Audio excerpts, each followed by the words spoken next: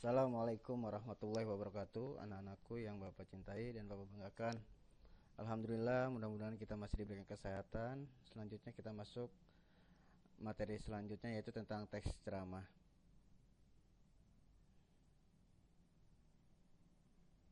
Ya, adapun pengertian daripada teks ceramah adalah sebuah tulisan yang berisi beberapa paragraf yang mengandung suatu informasi, pengetahuan atau ajakan kepada halayak umum atau masyarakat. Jadi intinya adalah suatu informasi, pengetahuan atau ajakan kepada halayak umum atau masyarakat. Pasti judulnya kayak tadi, Pak. Kelas berapa? 10. 10 DPD 1. Ibu udah ngetik kayak gitu. Selanjutnya kita masuk ke struktur teks ceramah. Yang pertama yaitu ada pembukaan. Sini pembukaan adalah sebuah awal mula pengenalan sebuah informasi yang akan disampaikan.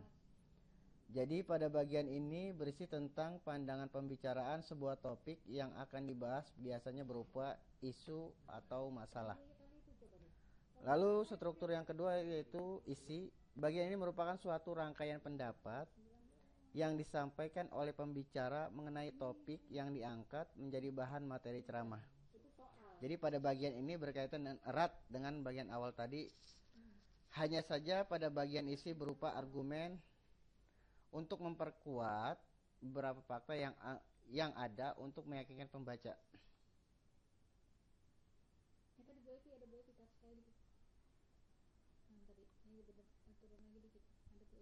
Lalu yang ketiga yaitu penutup. Pada bagian penutup disebut juga sebagian untuk menegaskan informasi yang telah disampaikan atau simpulan. Jadi ada 3 struktur teks ceramah. Selanjutnya ciri-ciri teks ceramah. Yang pertama, teks ceramah berisikan pesan yang bertujuan untuk memberi nasihat kepada masyarakat. Lalu yang kedua, isi materi ceramah ini bersifat menghibur. Yang ketiga, memberi informasi. Yang keempat, membujuk atau mengajak.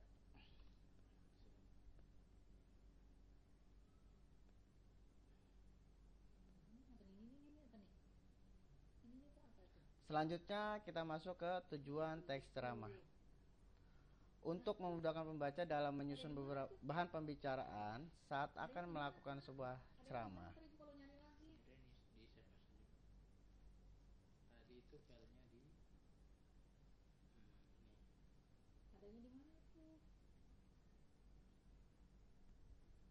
Selanjutnya, kaidah kebahasaan. Yang pertama, kaidahnya adalah teks ceramah menggunakan kata ganti orang pertama seperti saya, aku, kami apabila penceramah mengatasnamakan kelompok. Penggunaan kata ganti orang pertama ini dikarenakan teks ceramah adalah suatu hasil pembicaraan dari seseorang atau kelompok kepada masyarakat, bukan sebuah ajang diskusi di mana bisa menggunakan kata ganti orang ketiga. Kaidah yang kedua, menggunakan kata ganti orang kedua jama, seperti saudara-saudara, hadirin, dan lain-lain.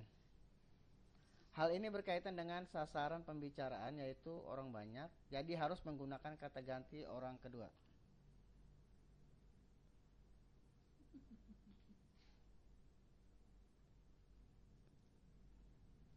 Yang ketiga, sebaiknya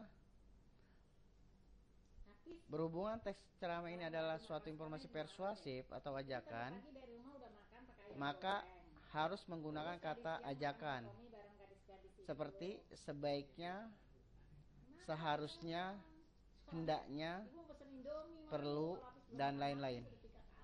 Lalu yang keempat, menggunakan kata mental seperti mengagumkan, menyimpulkan, memprihatinkan, dan lain-lain.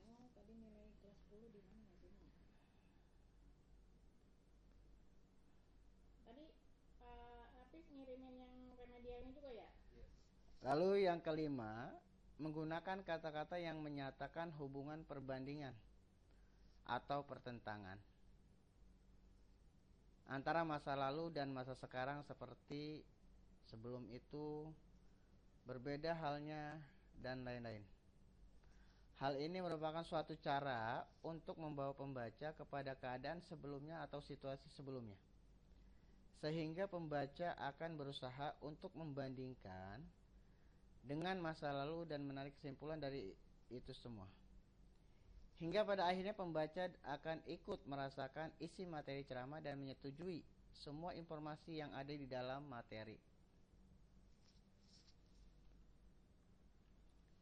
Lalu ini perbedaan antara teks ceramah, pidato, dan khotbah.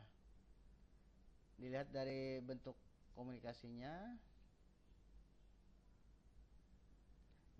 dilihat dari topik pembicaraan, adanya interaksi, pendengar, tempat, dan waktu.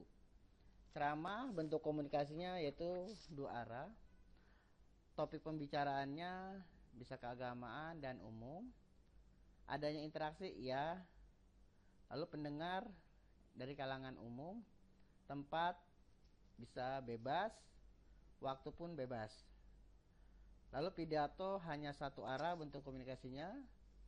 Topik pembicaraannya umum. Adanya interaksi tidak ada.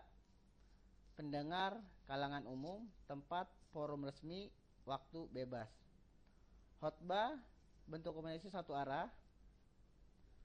Topik pembicaranya tentang keagamaan. Adanya interaksi tidak. Pendengar kalangan agama tertentu. Tempat rumah ibadah. Waktu rutin.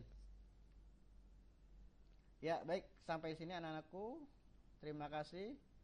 Wassalamualaikum warahmatullahi wabarakatuh.